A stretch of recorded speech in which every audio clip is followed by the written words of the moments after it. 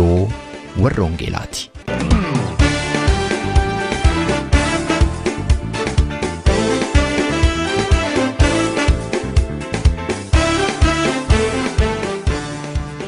Reediyoon warra Wangeelaa tokkummaa waldoota Oromoo warra Wangeelaa Awurooppaatiin qophaa'e torbanitti si'a tokko guyyaa Sanbadduraa dhaggeeffattoota biyyootii gaanfa Afrikaaf naannoo isaatiif akka lakkoofsa sa'aatii Itoophiyaatti galgala sa'aatii 12 hamma sa'aatii 12:00tti dambalii gabaabaa kiilooheerzii 15,515 yookaanis meetir baandii 19 irratti dhaggeeffattoota kibbaaf giddugaleessa Awurooppaatiif immoo akka lakkoofsa sa'aatii giddugaleessa Awurooppaatti galgala sa'aatii 21 hamma sa'aatii 21:00tti dambalii giddugaleessaa kiilooheerzii 1,355 irratti kan isin qaqqabu tamsaasa Wangeelaati. Kun Reediyoo warra Wangeelaati.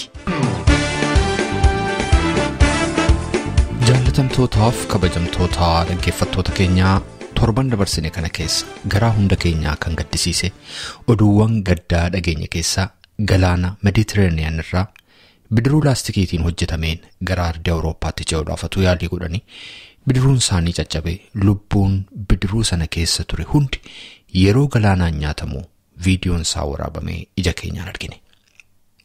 Imaltoota galaanaan nyaataman kana keessaati garri caalaan lammiiwwan keenya akka ta'an himamaa jira. Haalli suukanneessaan akkasii yeroo lammiiwwan keenya irra ga'u kun isa jalqabaa miti. Kanaan duras lammiiwwan keenya hedduun koolugaltummaadhaan lubbuu isaanii oolchachuudhaaf carraaqan irratti rakkinni kana fakkaatuuf gara biraanis irra ga'eera. Lammiin keenya lakkoofsaan hammana jechuun nama rakkisu hongee Saharaa keessatti irbaata allaattii ta'aniiru. Hedduun biyya Arabaa keessatti haalli gaddisiisaan irratti raawwatameera. Baay'een harka namoota garee jabeeyyiitiin qadamaniiru. Ammas lakkoofsaan hedduu kan ta'an immoo akkuma torbee kan argine galaanaan nyaatamaniiru. Isaan kana keessaa garuu namootni muraasni lubbuudhaan hafanii haala Waaqayyo keessa isaan dabarsee nutti himuu danda'aniiru. Jalqaba Sudaan keessatti itti aansuudhaan immoo hongee Saharaatti itti fufuudhaanis immoo biyya Liibiyaa keessatti dhumarratti galaana Mediterranean irra haala suukanneessaatiin yeroo namootni hedduun biraatii dhuman obboloota maqaa Waaqayyoo waammatanii hafan keessaa haadha ilma namaa qabannee dhiyaanneerra. Gabaabumatti ishee markaba laastikii jedhamtu kana naannoo sa'aatii 8 deemne markaba isaaniitiin nu simatanii sa'aatii 8 deemne Lampeduusaa lafa jedhamtu geenye akkuma halkan baay'ee jabduu san bakka ijaawwan arginetti lafa biyyoon jiru irraa ejjechuun koon oolu akkuma jedhe Waaqayyo sa'aatii 16 booddee lafa biyyoon jiru irra nu ejjisiise. Markaba guddaan sun yeroo fuulduratti agarree kaapiteeniin inni jedhu amma dhaamseera dhaabatee bishaan irra tansaafamna jallimne bishaan marra naannofna akka gamaatti cees nu ilaalu isa jabeessee dubbachuu bare waa'ee Waaqayyoo nu gidduu galee yommuu inni rakkina kana keessa nu tarkaanfachiisa isa jechuu kan hin barbaade dhaabatee nu ilaalu nu lubbuu keessarra namni kun dhumeera isaan achi dhaabatee nu ilaalu nutti dhufanii makara xinnoo makara guddaa kanarraa boosanii dhufanii naanna'anii nu ilaalu nutti dhiyaatanii naanna'anii ilaalu nu raafamneera dhumneera ijoollee hun. Obbolootni keenya dhuga ba'iinsa isaanii nuuf hiran lamaan Warqinaa Siyyumeef Fiqaaduu Fufaa jedhamu. Warqinaan godina Arsiitti dhalatee kan guddate si'a ta'u Fiqaaduun immoo godina Wallaggaa dhiyaa aanaa Beekiitti dhalatee naannoo Mandii jiraachaa ture. Siyyumeef Fiqaaduun biyyatti dhalatanii guddatan dhiisanii kan isaan ba'an karaa Sudaan ture. Isa boodas hongee Saharaa qaxxaamuruudhaan biyya Liibiyaa keessa ba'anii Awurooppaa galuuf galaana Mediterranean irraa bidiruu laastikii irraatii hojjetamte irraa imalan. Deemsa kana keessatti hedduun atuu iji isaanii ilaaluu isaan biraa dhumaniiru. Har'aa kaasee walitti aansuudhaan dhuga ba'iinsa isaanii nuuf hiru.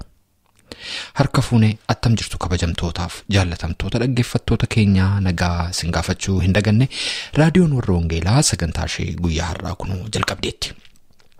Faarfataa Taamiraat Tazarraa waliin kan jalqabne gaaffiif deebii keenyaa kutaa lammaffaa har'as itti fufnaa akkuma yeroo hundumaa ergaa sagalee Waaqayyoos qabna. Lubii Tamasgeen Abasaa ergaa sagalee Waaqayyoo torbee nu eegalan har'aa itti nu fufu.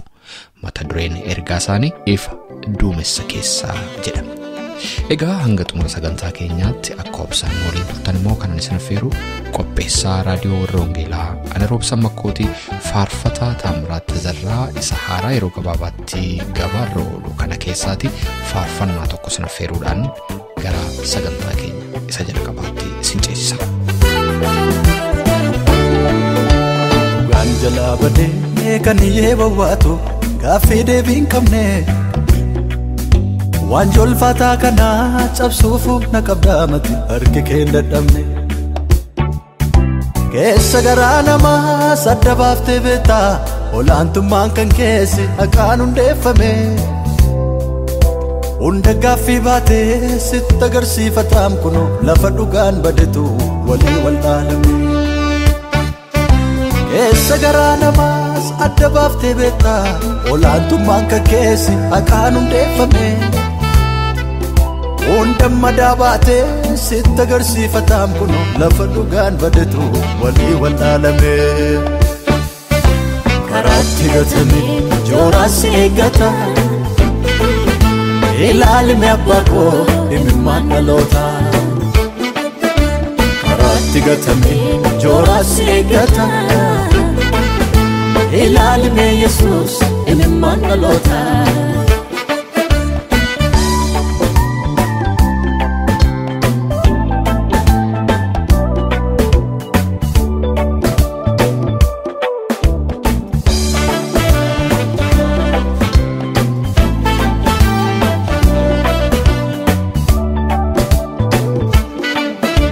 Karaatti gatamtee kuftee ati yeessaa utuu ati jirtu boo'icha mimaaniin ijijaame kanaaf deebii qabda situ hundummaa daabataa jireenyi tadhaa'ee si harka fallisaa inni baay'ee fiiguu si darbeen adeemu dhugaa beektan dhoosaa. Uumama hundumaaf jireenya labsite sirri bulchiisa kees dhugaan hoogganamaa wanta feete gochuuf aboo guutuu qabda fuula kee dhaabbatee eenyuutu siin mormaa. Isa cabee okkoluu garaa madaa baatu ottuuti fayyisi miidhama ilmoo namaa si duwwaatu bataa Yesuus dhugaanuuf mul'ise. Uumama hundumaaf jireenya labsite sirri bulchiisa kees dhugaan hoogganamaa wanta feete gochuuf aboo guutuu qabda fuula kee dhaabbatee eenyuutu siin mormaa. Isa cabee okkoluu garaa madaa baatu ottuuti fayyisi miidhamni ilmoo namaa sirkatti mul'ata dhugaanuuf mul'isi. Nagaan Waaqayyoo Abbaa hunduma keessanii bakka jiraattan hundumaatti isiniif haa ta'u. Obboloota koo warri amma yeroo kana na dhaggeeffataa jirtan yeroo darbee sagalee Waaqayyoo keessaa walii wajjin akka laallee kutaa tokkoffaa keessatti waa'ee duumessa ifa of keessaa qabu kan jedhu wangeela Maatewos boqonnaa 17 lakkoofsa 5 irra dhaabannee walii wajjin haasaa turre. Ammas har'as immoo kutaa lammaffaa isaa walii wajjin ilaalla. Isa dura isa darbee akkasiin yaadattaniif waa lama sadii dubbachuun barbaada. Achi keessatti waa'ee duumessaa dubbateera. Duumessa keessatti argamu gararraatti waaqa keessatti akka argamu duumessa akka inni deemuu danda'u duumessi lafa dukkaneessuu akka inni danda'u walii wajjin ilaallee dabarre. Kanumaaf iyyuu duumessi kun maal godhee yoo jennee naannoo isaaniitti akka inni uffise kutaa kana keessatti walii wajjin ilaalle. Lammata immoo naannoo isaaniitti yeroo uffise immoo addaan isaan baasuudhaaf akka ta'e dhoksaa isaaniitti dubbachuudhaaf akka ta'e abdii isaaniif kennuudhaaf akka ta'e akka inni naannoo isaaniitti isaan duwwaatti akka inni mul'ate argine. Inni lammataa immoo dukkanichis immoo ifa akka inni of keessaa qabu walii wajjin ilaalle. Ifi sun immoo gara ifaatti akka isaan geessu waan ifa akka isaaniitti dubbatu kan wajjin ilaalleera. Inni sadaffaan immoo duumessichi otuu namni sodaatin otuu sodaa malee akka inni nama deemsuu danda'u hin sodaatinaa kan jedhu akka inni of keessaa qabu kan walii wajjin ilaallee dabarreera. Kanumaan iyyuu walqabee egaa har'ammoo sagalichi akkuma dubbatee ilma koo san jaalladhuudha gammachuun koo isaan raawwatamaa isa dhagaa jedhee jennee kutaa kana keessatti walii wajjin ilaalle. Har'ammoo gammachuun koo isaan raawwatama kan jedhuti walii wajjin ilaalla. Namni gammachuu dhaga'uu jibbu hin jiru biyya lafaarra. Gammachuun nama hundumaatiif kan barbaachisuudha. Namni gammaduudhaaf waa baay'ee godha. Namni gammaduudhaaf ofiisaa, jireenya isaa, haala isaa, biyya isaa, naannoo isaa kana gochuudhaaf of gammachiisuudhaaf namni wanti inni hin godhin hin jiru. Jalqaba mataasaa deebi'ee kan biraatti darbee hojjeta. Gammachuun nama egaa waan amma argamanii waan raawwatamu fakkaata.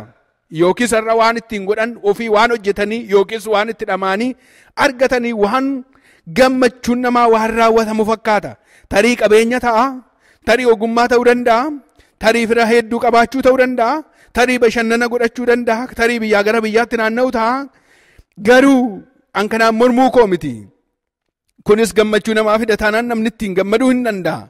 Kun gaariidha. Namni dhaqee bakka gara biraa deemee jireenya gara biraa jiraatee ofiisaa gammachiisuun gaariidha.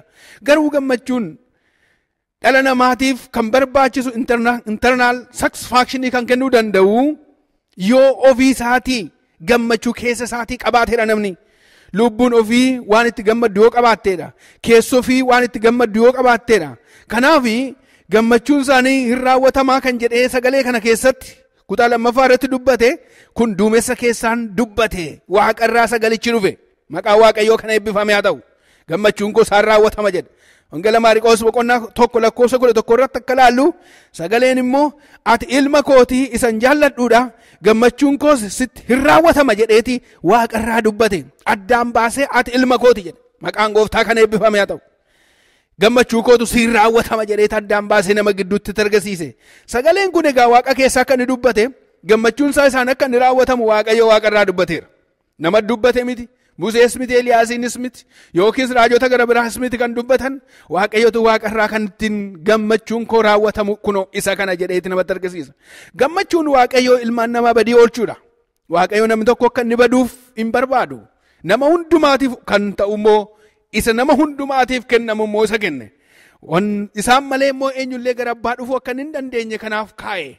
Nama kan ittiin of araarse, nama kan ittiin ofitti fide, nama cubbuu hojjetee fuula isaa duraa baqatee bade, nama cubbuu hojjetee waaqayyo duraa dhokatee ture kan ittiin gara isaatti fide isa kana. Kanaaf gooftaan keenya Yesuus Kiristoos yeroo dubbatu wangeela Maatewos keessa wangeela Yohaannis boqonnaa 14:6 irratti yeroo laallu anaan yoo ta'e malee eenyullee gara abbaa dhufuu hin danda'u jedhee dubbata. Maqaan gooftaa kana eebbifame. Isaan malee eenyullee gara abbaa dhaquu hin danda'u. Karaan balballi hundumtuu cufaadha. Garas gorruu garana gorru. Hundaa qopheessinu beekumsa baay'ifannu. Hojii baay'ifannu. Karaa kamillee yoo ta'e illee karaan ittiin gara abbaa dhaquu danda'an tokkicha isa kana duwwaadha. Maqaan gooftaa kana eebbifame ta'u. Kanaaf Luqaas boqonnaa 3:22 irratti hafuurri qulqulluun bifa gugeetiin mul'ate irra bu'ee kana jedha sagalee waaqarraa dubbate kun ati ilma koo isan jaallatamaadha jedhe. Maqaan gooftaa kana eebbifame ta'u. Gammachuun koo sitti hin raawwatama jedhee dubbate. Yeroo irra bu'eetti akka gugeetti yeroo inni cuuphamuudhaaf gooftaan keenya gara laga Yordaanos yeroo bu'ee Yohaannis cuuphaadhaan cuuphamuudhaaf yeroo dhaqee saba naannoo sana dhaabatanii jiran naannoo sana Yohaannisii cuuphu warri ilaalaa turan yerootti siqan yeroo ilaalan yerootti baay'atanii manaabatanii ilaalan gooftaan gidduu isaanii cuuphamuudhaaf yeroo dhaqu harka Yohaannisitti cuuphamu yeroo dhaquuti waaqarraa sagaleen dhufe. Maqaan gooftaa kana eebbifame haa ta'u. Kana jedheenis inni dhufu sagaleen kun ati ilma kooti isa jaallatamaa gammachuun koo siitiin hin raawwatama jedhe. Egaan isaan raawwatama gammachuun kan biraatiin hin raawwatamu. Gammachuun waaqayyo ilmaan namaa kan ittiin argatu, nama du'a kan ittiin oolchu, nama gara namaatti kan ittiin dhufu waaqayyo kunoo isati nuuf kenne isaan raawwatama jedhe. Maqaan gooftaa kana eebbifame haa ta'u. Egaan inni sadaffaan sagaleen warra walii wajjin ilaallutti dabala isaa immoo dhaga'uudha. Kutaa kana keessatti akkuma ilaalleen dura akkuma inni jedhee ati ilma koo isa jaallatamaadha gammachuu koo sitti hin raawwatamaa jedhe gara dhumaatti immoo isa dhaga'aa jedhe. Isa dhaga'aa jedhe. Isa dhaga'uun maal jechuudha laata? Maal dhaga'u laata? Har'a wanti dhaga'an baay'eetu jira. Wanti dhaga'an baay'een isaanii odeeffama. Wanti baay'een isaanii gargaaru. Akkuma hubeennu maas miidiyaa irratti wanti dhageenyu waan namatti tolu hin dhageenyu. Televezyiina keenya yeroo bannu waan gaarii hin dhageenyu. Yookiis immoo yoo gaazexoota garaagaraa yoo dubbifne nama yoo dhaggeeffanne wanti mul'atu hundumti isaa bara kana keessa immoo feesbuukiidhaanis haa ta'u karaa gara biraas haa ta'u wanti namatti dhaga'amu waan gaarii hin ta'u wanti nama gaddisiisan wanti nama ceephaan, wanti jireenya namaa balleessan, wanti namatti hin tolle, aadaattis amantittis wanti hin tolle tokko tokkoon yeroo isaan dhaga'an hin argina. Lubbuu namaas kan balleessan baay'een jiru. Garuu kun baay'een isaa waan nu gargaaru miti. Waan nu gargaaru laallaa, waan nu gargaarre hin dhaggeeffannu. Kanaaf iyyuu sagaleen Waaqa keessaan yookiis duumessa keessaan dhufe kun akkana jedha. Isa dhaga'aa jedha. Namni isa dhaga'u hin jiraata jedha. Namni isa dhaga'u hin birratu jedha. Namni isa dhaga'u hin badu jedha. Namni isa dhaga'u hin jiraata jedha. Kanaaf macaafa fakkeenyaa boqonnaa 1:33 irratti namni ana dhaga'u garuu jedha nagaatti hin jiraata jedha. Wanti hamaallee hin sodaatu jedha. Hin birratus jedha. Maqaan Gooftaa Yesuus kan eebbifame ta'u. Namni isa dhaga'u hin birratu. Sodaan jireenya isaa keessa hin jiru. Sodaan mana isaa keessa hin jiru. Sodaan bultii isaa keessa hin jiru. Sodaan ijoollee isaa keessa hin jiru. Sodaan kamiyyuu iddoo kamiyyuu irra hin jiru. Maqaan Gooftaa kan eebbifame ta'u. Maaliif isatu isa dhagaa wanta ta'eef, isa isa dhaga'u dhagaa wanta ta'eef, isa isa gargaaru dhagaa wanta ta'eef namni isa dhaga'u hin jiraata jechuudha. Maqaan Gooftaa kan eebbifame ta'u. Kanaaf Isaayaas boqonnaa 60:1 irratti akkuma nannee ilaallu ifni kee dhufeera, ulfinni Waaqayyoo siif baheeraati. Kanaafis ka'iitii ibsi dhaga'i isa jedha. Ifasii dhufeetii dhaga'i. Ifasii baheetii ilaali. Ifasii dhufeetii gara isaa ilaali jedha. Isa dhaga'i. Siif garuu ifni Waaqayyoo hin ba'a. Ulfinni isaas immoo sirratti hin argamaati. Isa dhaga'i. Isaayaas 62 irraa yeroo inni ilaalu. Sabni lafarraa gara ifa kee, mootonnis gara biiftuu kee isa siif ba'u hin dhufuuti jedha. Sabni lafarraa gara kee ilaalu jedha.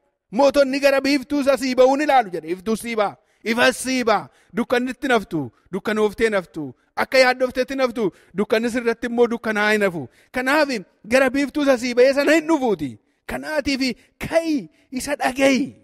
Maqaan Gooftaa kan eebbifame ta'u. Isa dhaga'i. Isa dhaga'uun nama gargaara. Isa dhaga'uun nama baasa. Isa dhaga'uun nama jiraachisa. Isa dhaga'uun abdii namaa kenna. Isa dhaga'uun du'a keessaa nama baasa. Isa dhaga'uun gara dhugaatti nama fida. Isa dhaga'uun jireenya namaa kenna. Isa dhaga'uun fayyina namaa kenna. Maqaan Gooftaa kan eebbifame haa ta'u. Kanaaf isa dhaga'i hundumti isaanii walitti qabamanii gara kee hin dhufu. Ilmi kees fagoodhaa hin dhufu. Intaloonni kee illee kaasutti baatanii gara kee hin dhufu. Eebba baatanii gara kee hin dhufu. Ati isa dhaga'i. Fuulli kee hin raafamin. Fuulli kee hin nahin. Nama na hin ta'in. Maqaan Gooftaa kan eebbifame ta'u. Bara gadda keetii tafaatii. Bara yaaddoo keetii tafaatii. Wanta sitti ulfaate sirraa kaati. Isa dhaga'i. Yoo isa dhagaatti hin jiraattedha. Maqaan Gooftaa kan eebbifame ta'u.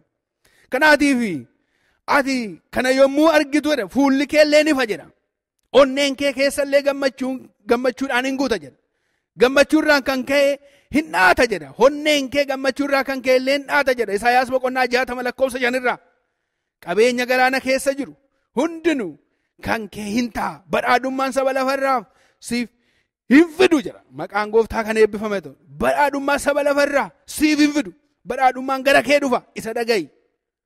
Namni isa dhaga'uun hiyyoomu. Namni isa dhaga'uun nabu. Namni isa dhaga'uun wallaalu. Namni isa dhaga'uun jiraata. Kanaatiif warri Waaqayyoon dhaggeeffachuu barbaadan har'a Waaqayyoos ni wajjin hin jira. Maqaan Gooftaa kan eebbifame ta'u. Gooftaa Yesuusiin dhagaa. Isa dhagaa waa baay'ee dhageenye irraa nu gargaarre. Waa baay'ee duukaa buune irraa wanti nu gargaare hin jiru.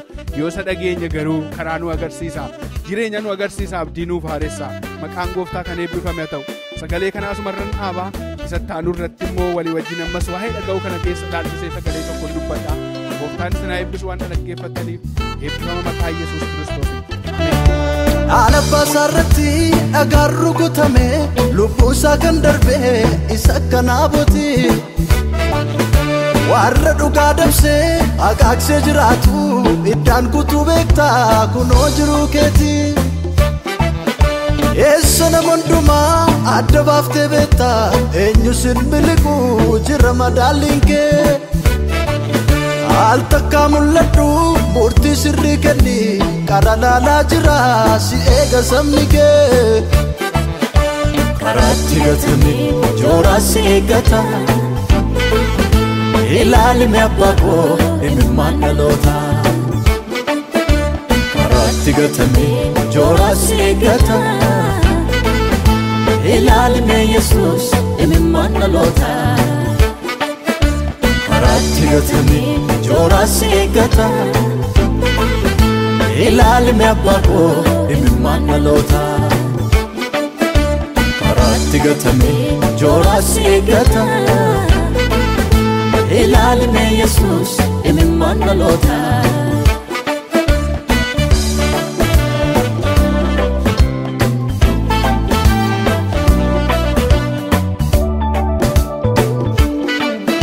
Wallaalaanis beekaan hundumatu boo'a firdiin jalaa dabee si turee kakkasaa dhugaa keessa isaatii madaa'utu qabu himachuu dadhabee si turee kakkasaa warra abdiin qabne humni isaanii xinnoo rakkataa maaltu arga si turee kakkasaa gooftaa si duwwaatu falmee jabaasaa fi warra hiyyeessa deegaa si turee kakkasaa. Tanna guddaan qabu hundumatu boo'a firdiin jalaa dabee dhugaa keessa isaatii madaa'utu qabu himachuu dadhabee warra abdiin qabneef humni isaanii xinnoo rakkataa maaltu argaa gooftaa si duwwaatu falmee jabaasaa fi warra hiyyeessa deegaa. Kun reediyoo warra Wangeelaatii sagantaan keenyaa itti fufa. Meetir baandii 19 yookaan immoo kiiloo heerzii 15,515 irratti guyyaa Sanbata duraa galgala sa'aatii 12 amma sa'aatii 12:00 kan isinii darbu tamsaasa kana YouTube irratti, SoundCloud irratti, karaa Facebook akkasumas immoo karaa websaayitii keenyaa hordofuu dandeessu. Websaayitiin keenyaa maqaan isaa www.uoece.org jedhama. Erran isinii deebi'a. www.uoece.org jedhama. Dhaggeeffattootni keenya biyya Ameerikaa immoo itti dabalaan lakkoofsa bilbilaa 51824 irratti tola bilbiluudhaan akkasuma nu dhaggeeffachuu akka dandeessan isin yaadachiisa. Facebook irra jirra, laayikii nu tolcha, YouTube fi SoundCloud irras jirra, subscribe gochuudhaan karaa isinitti tole nu hordofuu dandeessu.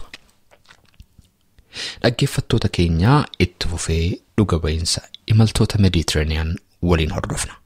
Obbolootni keenya Siyyumeef Fiqaaduun Waaqayyo nuuf jedhu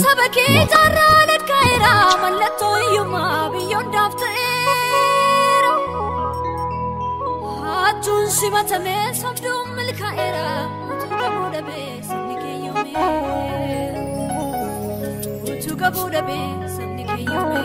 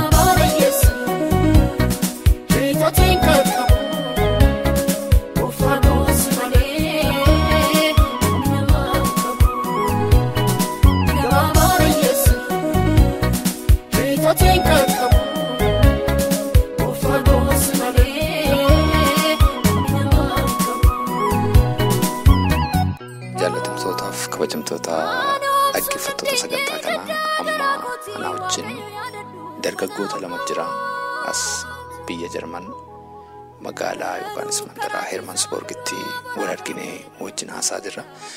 Dargaggooti kun lamaan dargaggoota Waaqayyoo rakkina jabaa keessa isaan dabarsedha. Waldaa keessatti atuu isaan dhugaa ba'anii dhageera. Dhuga baatiin isaanii kun waan laphee kana tuqeef akka isaan dhaggeeffattoota reediyoo warra Wangeelaatiif dhugaa ba'iinsa isaanii kana hiran hin gaafadhe. Isaanis amma gammachuudhaan na fuuldura taa'anii jiru, naaf na wajjin taa'anii jiru. Mee maqaa keessan dhaggeeffattoota keenyatti himuudhaan mee wal baraa. Maqaan koo Warqinaa Siyyumee jedhama. Godina Arsii aanaa Balee Gaskaarittan dhaladhee guddadhe. Sanbooda sadarkaa barumsa koo amma kutaa 9ffaa eegan xumure. Sadarkaa itti aanu kolleejjii Shaashamannee saayinsii fayyaattan baradhee sadarkaa mootummaatti gara biyya Sudaan dhufe. Achii kaasnee seenaa isa jiru atti fufna. Atoo mee dhaggeeffattoota keenya wajjin wal bare. Anis Fiqaaduu Fufaan jedhama. Bakka itti dhaladhee beekee jireenyaan kan itti guddadhe immoo naannoo Mandiitti jaalala Waaqayyoo ta'e jennaani. Anis yeroo itti Waaqayyoon galateeffadhu yeroo dhugamamsa sababeen argadheef Waaqayyoon guddisee nan galateeffadha. Amma gaalamaan keessan Sudaan keessa jirtu. Sudaan keessatti maaltu dhalatee akkamitti jiraachaa turtanii? Isa booda akkamittiin Sudaan keessaati gara Liibiyaatti bahuudhaaf moo jettan? Meeshaa kana lamaan keessan natti himaa. Tole kanarratti gabaabumatti gara biyya Sudaan yeroo galletti nuti obboloota 3dha. Waldaa warra Wangeelaa Makaana Yesuus kan jedhamu jira Sudaan keessa. Luba Balaa Mootii jedhamuun hoogganama. Achitti chaappilii isaanii boqan isaantu nu boqachiise. Achi yeroo turretti lola baay'eetu ture. Biyya Sudaan keessa lola hafuuraa isa cimaatu jira. Kana jettee ibsuu kan hin dandeenyedha. Haa ta'u malees Waaqayyo baay'ee namoota achi keessa jiran akka inni gargaaru, akka wajjin dhaabatu, akka inni falmuuf argineerra ija keenyaan. Kun immoo dhugaadha. Namoonni baay'een dhugaa bahuu danda'u. Namoonni biyya san keessa qaxxaamuran. Achitti naannoo waggoota muraasaaf eega jiraanne gara biyya Liibiyaa keessa qaxxaamurree Yurooppii dhufuudha. Maaliif kun kakuudhas. Kakuudha. Dubbii Waaqayyoo dubbatee jira. Sagalee Waaqayyoo. Kakuu Waaqayyoo sitti dubbateetu jira. Isatu jira. Wantoota fuulduratti hojjetaman raawwatamantu jira. Isaaf qophaa'uun dirqama kan jedhu Waaqayyoo nutti dubbateera. Karaan immoo maal akka ta'e jalqabas nutti himeera. Isuma saniif jedhee Waaqayyoo rakkinoota saba keenya irra eegau. Akka hawaasaatti, akka uummataatti, akka beekatti, akka wallaalaatti bu'aa bahii biyyoota alaa, biyya ormaa, biyya alagaa keessatti saba keenya irra ga'u hunduma isaatu Waaqayyoo piraaktikaalii ifumaa ifatti arginee akka dabarruuf Waaqayyoo achi keessa nu dabarse. Biyya Sudaanis kiristaanota isaanii wajjin akka dhandhamne dabarru darbee gammoojjii guddaa addunyaa kanarraa ni beekama jedhamee yaadamu. Gammoojjii Saharaa isa keessas Waaqayyoo baay'ee tokko dhuguma maal akka keessatti raawwatamu, maaltu akka ta'u, humna maaliitiin namni achi keessa darbuu akka danda'u, eenyu faan achi keessatti akka fi akkamitti akka faan hunduma isaaniitu arginee akka dabarruuf gooftaan karaa san keessa nu dabarse. Haa ta'u malee karaa kana keessa yeroo darban waan baay'ee argita, waan baay'ee si qunnama, waan baay'ee sitti dhufa, bu'aa bahii baay'ee jira, adeemsa guyyaa dheeratti. Achi keessatti adeemtu gogoonni sana keessa.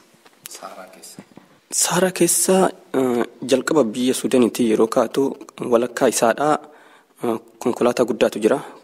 Konkolaataa loltuuti. Nama 60 baachuu danda'a. Garuu baay'inaan isaan nama 90 100 itti fe'u. Inni sun immoo baay'ee dhiphina guddaadha. Yoo namoonni baay'atan irratti garagalus danda'a. Gommaan wanti jedhamu dha'uu danda'a. Lafichi lafa cir jedhaadha. Wanti tokko mul'anneedha. Saharaa yookaan lafa onaa jechuun maal akka ta'e achitti sirriitti ifaan ifatti hin argu. Kan faarfattoonni dubbatanii faarfatan caalaa lafa onaa jedhanii lallabdoonni namoonni Waaqayyoo ibsuudhaaf yaalan caalaa maal akka ta'e ifaan ifatti bakka itti mul'atudha wantichi. Lafichi sun lafti onaa hiikkan isaadha. Guyyaa meeqa fa'aa deemtan kana? Hamma Liibiyaa dhattanii geessanitti? Ani magaalaa Kaartuumii ka'ee hamma magaalaa biyya Liibiyaa keessa jirtu ga'uudhaaf naannoo torbee 3 deemeera. Walumaa galatti. Jidduutti yeroon itti boqadhe qaba. Waaqayyoo bakka tokkotti akkan bu'uuf, akkan turuuf guyyoota 3 na dirqamsiise. Natti dubbate waan ta'eef. Nan ture. Yeroon tu ijoolleen yookaan obboloota koo wajjin nama 18 taanee biyya Sudaaniirraa kaanee wajjin gargar yeroon ba'etti Isa dura maal si akeekkachiise Waaqayyo achirratti deemuuf yerootu jettuun deeminsiin jedhee yeroo sana. Yaa Waaqayyo guutummaan guututti akkan biyya Suudaaniitii gara biyya Yurooppii dhufu natti dubbateera. Garuu yeroo ani deemuu barbaadetti turi naan jedha. Yeroo kootii miti obsi naan jedha. Maaltu dhalate yeroo sana warri si wajjin ba'an? Yaa namoota na wajjin deemuudhaaf qophaa'anii anis wajjin deemuudhaaf walii gale dhoksaatti akka kootitti duwwaa obboleettii tokko jirti Dungujee jedhamti. Dungujee ittafaa obboleettiin ishees farfartuudha. Isheen hin deemte ani nan hafee isheen garuu lafa onaa san keessatti hafte. Qaqqabuu hin dandeenye konkolaataa garagaree achi keessatti boqatte jechuudha biyya lafaa kanarraa. Yeroo san Waaqayyo na oolche karaa namoota isaanitti dubbatee yaadichi naa galee nan hafee guutummaan guutuu yeroo Waaqayyotti immoo nan ba'ee dhugaadha. Haalli sodaachisaa fi baay'ee gadhee jedhaman osoo jiru Waaqayyo yeroon Suudaaniidhaa ba'u sa'aatii 8 guyyaa keessaa akka lakkoofsa Itoophiyaatti nama Waaqayyo Balaa Mootii jedhamuun nagaatti jechuu dhaqee tanan mee gadi jedhi siifan kadhaa jedhee harka isaa adda koo irra kaa'ee ergaa gurguddaa 3 natti dubbate. Namni na gaggeessu alaa na eega. Ani ol seenee tanan nagaatti jechuudhaaf yeroon ol seenu harka narra kaa'ee yeroo naaf kadhatu ergaa gurguddaa 3 natti dubbate. Tokko iddoo hir'uu keenan dhaabadhaa. 2 iddoo dadhabbii keenan dhaabadhaa. 3 diinonni keessan osuma asiis marsanu garuu namoonni kun ni qabamu ni nyaatamu jalaa similiqsa singol bobanaan jedhanitti dubbateera. Dubbiin kun deemee biyya Liibiyaa erga gallee guyyoota hedduu eega deemnee booda raawwate. Kan akkamitti akka inni raawwatame natti himta argina.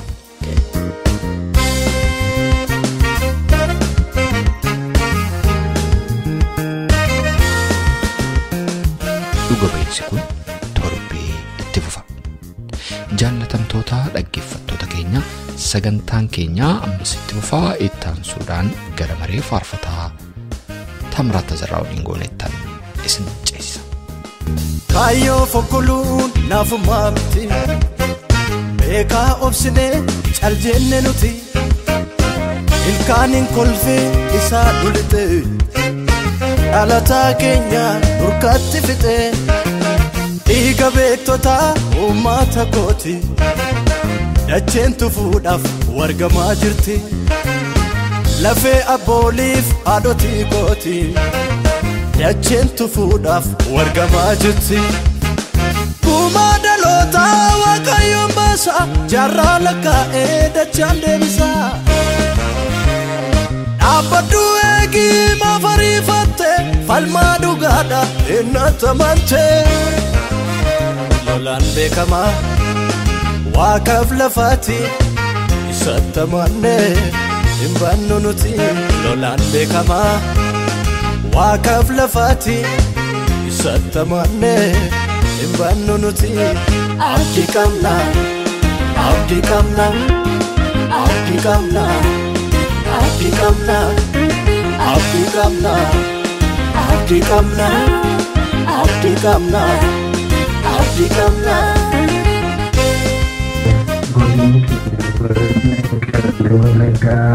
Ana harus aku gandala logan kayak tu jeram itu kalate.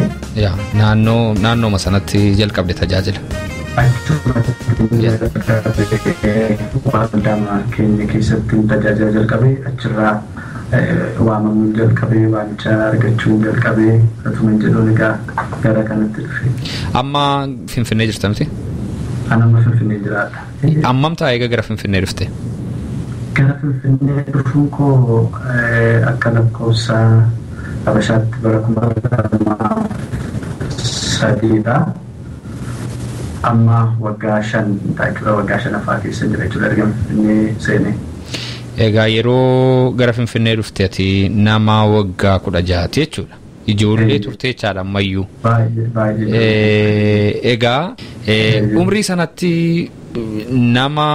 namoota ati bira turtetu jira moo fira jira moo qofaa makee dhufte Finfinnee? Akkaataan itti dhufee firrii namni tokko iyyuu hin jiru. Kuni gargaarsa Waaqayyooti. Finfinnee akkaataan itti galee kaasetii hojjechuudhaaf dhufee yeroo sana kaasetii waraabamuudhaaf jechuudha. Innaa gimbiidhaa namatu kaasetii naa hojjechuudhaaf gara Finfinnee kanatti na fida. Faarfannaas hojjechuun barbaadaa jedhanii gara iddoo kanaatti na fidu. Isa booddee ergan faarfannaa waraabamee booddee waldaa afaan Oromoo Amaanu'eel Finfinnee kan jedhamu jira. Naannoo asumaa gara Askoo jechuudha. Kattaa iddoo jedhamtu. Innaa iddoo sanatti tajaajila affeerame. Tajaajila gaafan iddoo sana deemu tajaajilee ergannee raawwadhee booddee iddoo sanatti akka nafu achi akkan tajaajiluuf fedha isaanii ta'e nu bira turtaa nu bira akkati tajaajiltu barbaanna jedhanii sanumaan hin asafee amma waldaa sana keessaan tajaajilaa jira. Amma maaliif si gaafadde umrii sanatti qophaa ofii gara Finfinnee dhufanii jiraachuun hin cimu jireenyi ulfaatu ture? Baay'ee cima ture. Yaa'u nama bira nakaa'anii isaan jaarsolii waldaa hin jiraatu isaan bukkeedha kan hin ture achi ba'ee achi tajaajilaan ture jechuudha waldaa sana. Akkasitti ture nama bukkeedha kan hin jiraachaa ture yeroo sanaaf. Ammas waldaadhuma Amaanu'eel kattaa sanatti tajaajilta? Achiin tajaajilaa jira ammayyuu cimaa tajaajilaa jira. Si'a baay'ee wiikeendii yookaanis immoo xumuraa torbaniitti tajaajilaaf akkati Finfinnee alaa adeemtu nan beeka. Maal fakkaata naannoo garaagaraa deemanii tajaajiluun kun dadhabsiisaadha namatti tola mee nutti himee waa'ee tajaajila kana? Tajaajilli kun irra guddaa gatii nama kaffalchiisa baay'eessa. Baay'ee gatii nama kaffalchiisa. Sabi keenya kun immoo yaa'u utuma gatii kaffaluun akka jirutti ta'eetu jiru sabi keenya kun saba dheebotaadha. Saba waaqayyoon barbaaduudha. Saba rakkina keessa jiruudha. Saba gaaffii garaagaraa keessa jirudha waan ta'eef haalli gatii nama kaffalchiisu yookiin wanti iddoo sanatti sirratti ta'u sitti mul'atu saba sana argita jechuudha ofirra dabarsite. Kanaafi inni guddaan waaqayyoon ilaalaadha kan nuyi tajaajillu malee haala sana miti jechuudha. Haalli yoomiyyuu mijataa miti tajaajilaaf iddoo garaagaraa nan deema iddoo kaanitti dhukkubilleen jiraata baay'ee rakkina gurguddaa jira iddoo tokko immoo manni qorichaa irraa fagoo waan ta'eef sana gidduutti miidhaa guddaan dhufuu danda'a waaqayyoodhumatu nu gargaara jechuudha. Innaa waan baay'ee argeera keessas darbeera gargaarsa waaqayyootiin tajaajilla jechuudha. Inni guddaan immoo saba kanaaf nu waame waaqayyo waan ta'eef. Saba kanaaf nu waame waaqayyo saba keessaa ba'anii tajaajiluun eebba guddaadha. Taamiraat mee amma immoo attaansuudhaan waa'ee rakkinaa garaagaraa faarfannaa keessatti mul'atu tokko tokko haasofnaa yookaanis immoo chaalenjii jennu faarfannaa yeroo baastan akka inni gatii guddaa isin kaffalchiisu beekamaadha. Dadhabbii guddaa dhamaatii guddaa keessa jira. Kaffaltiin illee karaa maallaqaallee maallaqa guddaa akka inni gaafatu hin beekna. Garuu kun immoo yeroo dhaqee nama bira ga'u seeraan alaa baay'ateetu namootni seeraan alaa of harkaa galchatu. Kanaaf kun immoo namoota faarfannaa kanarratti dhamaan baay'ee dadhabsaa akka deemu dubbatama. Mee waa'ee waan kanaa natti hime? Eeyyee faarfannaa hojjechuun warra nu duraa ka'aniifis ta'ee nu warra dhaloota reefuu ka'aa jiraniifis ta'ee nu booddee immoo warra ganaa dhufaa jiraniifis ta'ee baay'ee haala ulfaataadha amma haalli amma inni irra jiru jechuudha. Sabi keenya saba faarfannaa jaallatu saba sagalee waaqayyoo jaallatudha. Yeroo ammaa kana faarfannaa Oromiffaa iddoo guddaa ga'eera. Kun nama galateeffachiisa. Kanaafi inni biraan rakkinni inni uumaa jiru yoo jiraate amma CD'n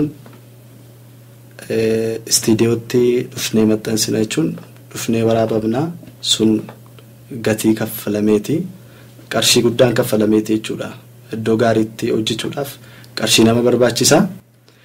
Erga achi ba'ee immoo iddoo sanatti birriin kaffalamee maal jedhee erga maaster CD audio sana fudhannee immoo dhannee maxxansuudhaaf qarshii guddaa gaafata ammas.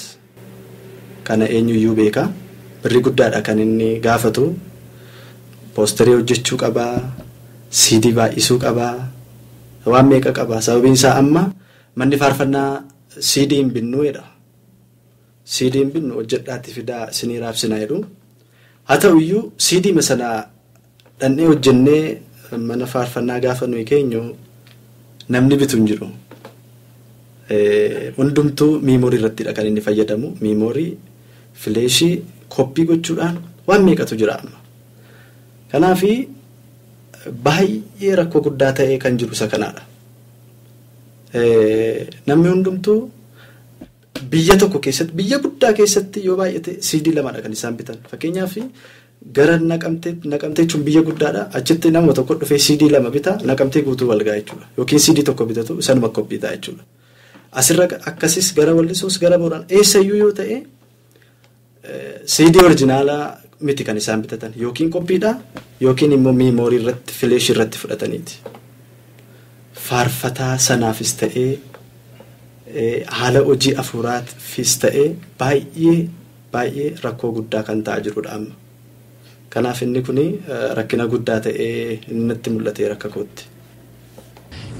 Faarfannaa haaraa akka hojjetaa jirtu kanas immoo akka xumuraa jirtu natti himteetta. Mee atuu gara gaaffii koosataa nutti hin ce'in faarfannaa keessa haaraa keessaa immoo faarfannaa tokko nu affeerika. Tole faarfannaan amma hojjechaa jiru keessaa tokko isin affeeranis abdii qabneedha. Akkas jedha. Kaayyoo fokkoluu naafummaa miti. Beekaa obsinee caljenne nuti ilkaaniin kolfee isaa nu lixee dhalataa keenya nurkaatti fixee dhiiga beektota uummata kooti dacheen tufuudhaaf wargamaa jirti lafee abbooliif haadhotii kooti dacheen tufuudhaaf wargamaa jirti. Uumaa dhalootaa waaqayyoon baasaa jaarraa lakkaa'ee dachaan deebisaa. Dhaabbadhu eegii maaf ariifattee falmaa dhugaadha innate amattee.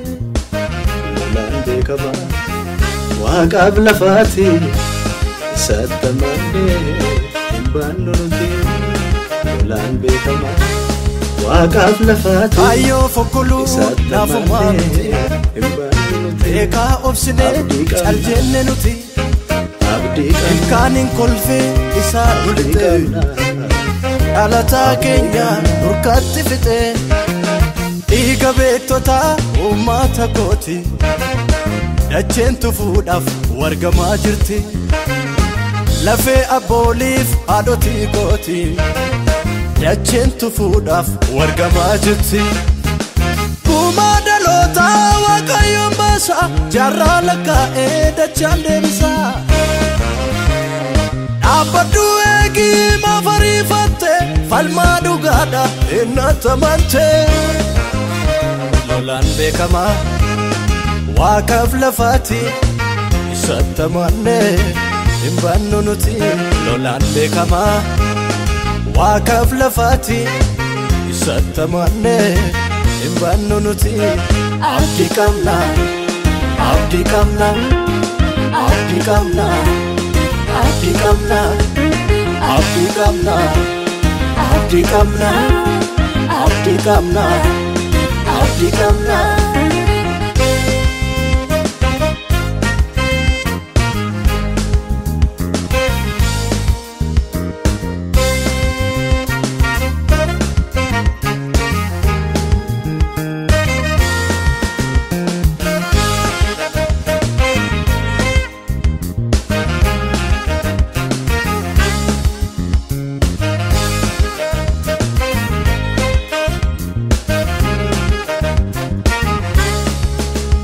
Museen saba isaatiif jedhee deeme dhaqee gatii baaseem lafa onaa irratti. Waaqayyoos wajjiniin qabsaa'eetu lolee fatteefaa tolgalee gaafas mana mootii. dhayicha geeddaree cal jedheetu laale dinqisaa agarsiisuuf mataasa jabeesse dhumarratti garuu aangoodhaan mul'ate hangafa biyyattii dhaqee badduu baase guyyaan tokko kuma humnis guyyaa tokko fuula isaa duratti maaltotan yajama beekan yoo callise dacheen hin dubbatti harki dhiiga baree boris dhangalaasuuf albeesaa qarata sanaan itti fufu goonni ija baasu nu keessaa dhalata guyyaan tokko kuma humnis guyyaa tokko fuula isaa duratti maaltotan yajama beekan yoo callise dacheen hin dubbatti harki dhiiga baree boris dhangalaasuuf albeesaa qarata sanaan itti fufu goonni ija baasu nu keessaa dhalata abdii qabna abdii qabna abdii qabna abdii qabna abdii qabna abdii qabna abdii qabna abdii qabna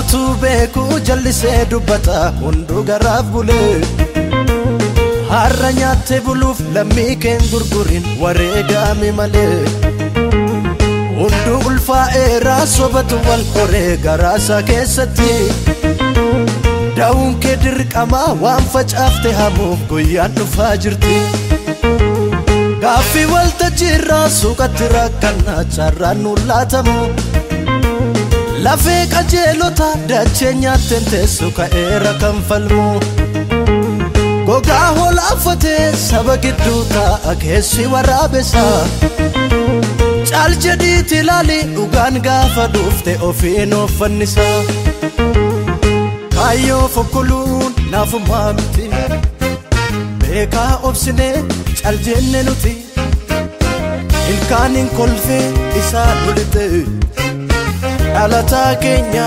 nurkatti fixe dhiiga beektota uummata kooti dacheen tufuudhaaf wargamaa jirti lafee abbooliif haadhotii kooti dacheen tufuudhaaf wargamaa jirti kumaa dhaloota waaqayyoon baasa jaarraa lakkaa'ee dachaan deebisaa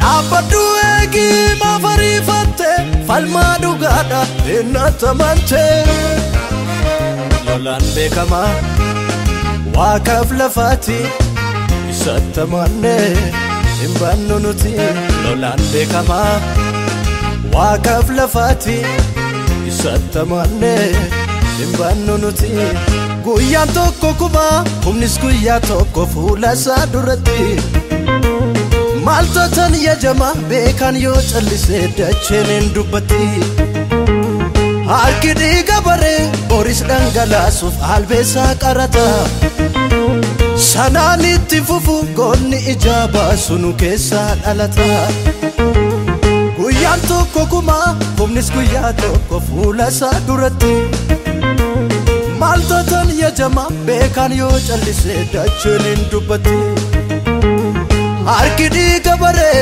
boris dhangalaasuuf albeesaa qarata sanaan itti fufu goonni ija baasu nu keessaa dhalata abdii qabna abdii qabna abdii qabna abdii qabna abdii qabna abdii qabna abdii qabna abdii qabna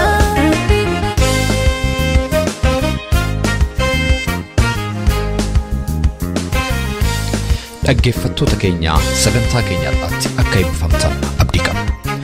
Waa'ee sagantaa keenya gaaffii yookaan yaada yoo qabaattaniif karaa teessoo xalayaa keenya rww Tevelingsvine 13 Oslo Norway jedhaatiin nu barreessaa yookaanis karaa iimeeyila keenya raadiyoowarrawangeelaa@gmail.com jechuudhaan nu qunnamaa. Torbee sagantaa biraatiin hamma walitti deebinutti nagaa waaqayyootiin tura.